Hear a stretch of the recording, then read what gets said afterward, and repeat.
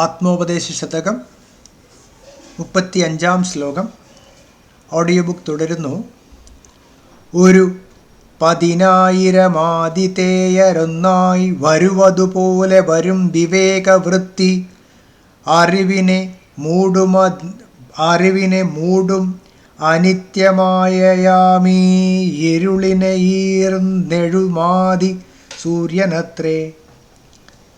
ഒരു 10,000 ആതിഥേയരൊന്നായി 10,000 സൂര്യന്മാർ ഒരുമിച്ച് വരുവതുപോലെ ഉദിച്ചുയരുന്നതുപോലെ വരും വിവേകവൃത്തി സത്യാനുഭവം ഉദയം ചെയ്യും.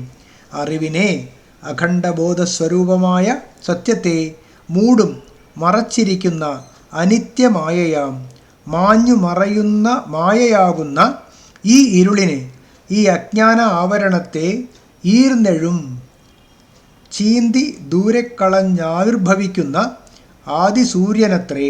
ആദികാരണമായ നിർവികൽപ്പ ജ്ഞാനസൂര്യനാണ് ഈ അനുഭവം. 10,000 സൂര്യന്മാർ ഒരുമിച്ചുദിച്ചുയരുന്നതുപോലെ സത്യാനുഭവം ഉദയം ചെയ്യും. അഖണ്ഡബോധസ്വരൂപമായ സത്യത്തെ മറച്ചിരിക്കുന്ന മാഞ്ഞു മറയുന്ന മായയാകുന്ന ഈ അജ്ഞാന ആവരണത്തെ ചീന്തി ദൂരെ കളഞ്ഞ് ആവിർഭവിക്കുന്ന ആദികാരണമാകുന്ന നിർവികൽപ്പ ജ്ഞാനസൂര്യനാണ് ഈ അനുഭവം. 10,000 ആതിഥേയർ, പരമാത്മസത്യത്തെ കാട്ടിത്തരുന്ന വിവേകം അഥവാ ആത്മജ്ഞാനം 10,000 സൂര്യന്മാർ ഒരുമിച്ച് ഉദിച്ചു പൊങ്ങും പോലെ വ്യക്തമായി ഉദയം ചെയ്യും. ശുദ്ധജ്ഞാനസ്വരൂപമായ സത്യത്തെ മറച്ചിരിക്കുന്ന നശ്വരമായ മായയാകുന്ന ഇരുട്ടിനെ വേരോടെ പിഴുതെറിയാൻ കഴിവുള്ള ആദിസൂര്യനാണ് ഇങ്ങനെ ഉദയം ചെയ്യുന്ന നിർവികൽപ്പജ്ഞാനം. പ്രപഞ്ചാനുഭൂതി പോലെ തന്നെ വ്യക്തവും ഉത്കടവുമായിരിക്കുമോ സത്യാനുഭൂതി എന്ന് ചിലർ സംശയിക്കാറുണ്ട്. സങ്കല്പനിരോധത്തിലൂടെ ഉളവാകുന്നതായതുകൊണ്ട് ഇത് ശൂന്യമോ അഥവാ അവ്യക്തമോ ആയിരിക്കുമോ എന്നാണ് അവരുടെ സംശയം. ഇങ്ങനെ സംശയിക്കുന്നവർ സ്വാനുഭവത്തിൻ്റെ സ്വരൂപം വെളിപ്പെടുത്തുന്ന ഗുരുദേവൻ്റെ ഈ പ്രഖ്യാപനം ശ്രദ്ധയോടെ ചെവികൊള്ളേണ്ടതാണ്. ഈശ്വരനെ അങ്ങ് കാണുന്നുണ്ടോ എന്ന് നരേന്ദ്രൻ ശ്രീരാമകൃഷ്ണദേവനോട് ചോദിച്ചപ്പോൾ കൊടുത്ത മറുപടി എന്താണ്? കുഞ്ഞെ, നിന്നെ ഞാൻ കാണുന്നതിനേക്കാൾ 10 മടങ്ങ് വ്യക്തമായി ഈശ്വരനെ കാണുന്നു. നിനക്കാഗ്രഹമുണ്ടെങ്കിൽ കാട്ടിത്തരികയും ചെയ്യാം. ഭാരതീയരുടെ ഈശ്വരൻ വെറും വിശ്വാസമല്ല, സൂര്യതുല്യമായ പ്രത്യക്ഷ അനുഭവമാണെന്ന് ഓർക്കുന്നത് നന്ന്. ഗീതയിലെ പ്രഖ്യാപനം നോക്കുക. ജ്ഞാനേന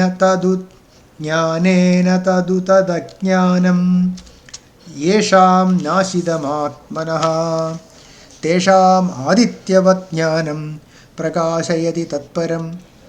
ആർക്കൊക്കെ ആത്മതത്വത്തെ മറച്ചിരിക്കുന്ന അജ്ഞാനം ജ്ഞാനം കൊണ്ട് നഷ്ടമായി തീരുന്നുവോ അവർക്കൊക്കെ ആദിത്യനെപ്പോലെ ജ്ഞാനം പരബ്രഹ്മ സത്യത്തെ കാട്ടിക്കൊടുക്കുന്നു.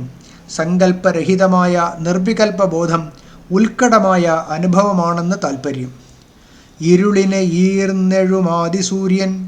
സാധാരണ വ്യക്തിജീവിതം അജ്ഞതയുടെ കൂരിരുട്ട് നിറഞ്ഞതാണ്. എത്ര വലിയ ചിന്തകനായാലും ചില ചോദ്യങ്ങളിലൂടെ അറിവിൻ്റെ ആഴം അളക്കാൻ ഒരുമ്പെട്ടാൽ ഒരു ഘട്ടത്തിൽ അറിഞ്ഞുകൂടാ എന്ന് പറയേണ്ടി വരും. വ്യക്തിജീവിതം അജ്ഞതയിലാണ് നിൽക്കുന്നത് എന്നിത് തെളിയിക്കുന്നു. ഇനിയും പലതും അറിയാനുണ്ട്, ഇനിയും പലതും നേടാനുണ്ട് എന്ന തോന്നലുകൾ അവശേഷിക്കുന്നിടത്തോളം അജ്ഞതയും അതൃപ്തിയും ബാക്കി നിൽക്കുകയാണ്. ഈ സ്ഥിതി പൂർണ്ണമായും അവസാനിപ്പിക്കുന്നതാണ് നിർവികൽപ്പ ജ്ഞാന സാക്ഷാത്കാരം. ഇതാണ് മായയുടെ വേരോടെയുള്ള പിഴുതെറിയൽ. ഒരു ബ്രഹ്മജ്ഞാനി അജ്ഞാനത്തിൻ്റെ 7 ഭൂമികകളും കടന്നയാളാണ്. ഇവയാണ് ജിജ്ഞാസാനിവൃത്തി, ചികീർഷാനിവൃത്തി, ജിഹാസാനിവൃത്തി, പ്രേപ്സാനിവൃത്തി, ശോകനിവൃത്തി, ഭയനിവൃത്തി, സർവസങ്കല്പനിവൃത്തി എന്നിവ. ഇനിയൊന്നും അറിയാനില്ല, ഇനിയൊന്നും ചെയ്യാനില്ല, ഇനിയൊന്നും ഉപേക്ഷിക്കാനുമില്ല, ഇനിയൊന്നും നേടാനില്ല, ശോകമില്ല, ഭയമില്ല, ഒരു സങ്കല്പവുമില്ല. ഈ അനുഭവങ്ങൾ വന്നു ചേരുന്നതാണ് പൂർണ്ണമായ അജ്ഞാന നിവൃത്തി. ഇനിയൊന്നും ചെയ്യാനില്ല, ഇനിയൊന്നും ഉപേക്ഷിക്കാനില്ല, ഇനിയൊന്നും അറിയാനില്ല, ഇനിയൊന്നും നേടാനില്ല, ശോകമില്ല, ഭയമില്ല, ഒരു സങ്കല്പവുമില്ല. ഈ അനുഭവങ്ങൾ വന്നു ചേരുന്നതാണ് പൂർണ്ണമായ അജ്ഞാന നിവൃത്തി.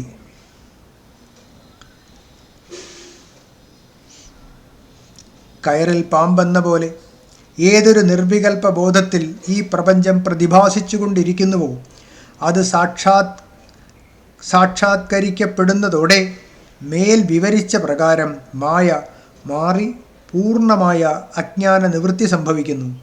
ഇക്കാര്യമാണ് ഗുരുദേവൻ ഇരുളിനെ ഈർന്നെഴുമാതിസൂര്യനത്രേ എന്ന പ്രയോഗം കൊണ്ട് അർത്ഥമാക്കിയിരിക്കുന്നത്.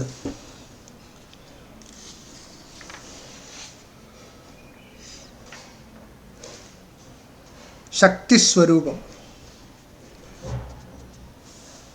അപ്പോൾ ബ്രഹ്മശക്തിയായ മായ ബ്രഹ്മസത്യത്തെ മറയ്ക്കുന്നു. വിവേകശക്തി സൂര്യനെപ്പോലെ സത്യത്തെ കാട്ടിത്തരുന്നു. ഇങ്ങനെ മറയ്ക്കുകയും വെളിപ്പെടുത്തുകയും ചെയ്യുന്ന ശക്തികൾ ബ്രഹ്മത്തിൽ എങ്ങനെയുണ്ടായി? ശക്തിയുടെ സ്വരൂപം എന്ത്? ശക്തിക്ക് എന്തെല്ലാം കഴിവുകളുണ്ട്? 36 മുതൽ 43 വരെയുള്ള 8 പദ്യങ്ങൾ ശക്തി രഹസ്യം വിവരിക്കുന്നവയാണ്. 35-ാം പദ്യം വരെ ബ്രഹ്മസ്വരൂപവും സാധനാമാർഗങ്ങളും അനുഭൂതി ദശകളുമാണ് സാമാന്യമായി ചർച്ച ചെയ്തത്. Audio book തുടരുന്നതാണ്.